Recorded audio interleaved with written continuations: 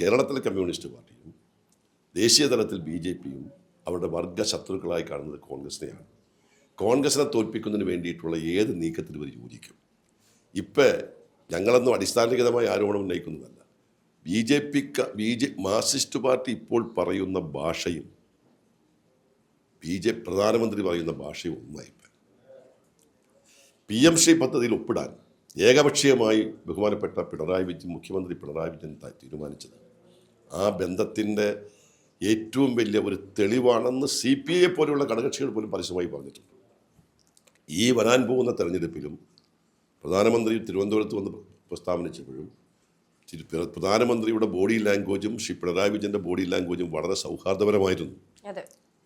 പിണറായി വിജയന് വേണ്ടി മുഖ്യമന്ത്രി കാത്തു നിന്ന്, എനിക്കറിയാം പ്രധാനമന്ത്രി കാത്തു നിന്നെന്നാണ് പറയുന്നത്.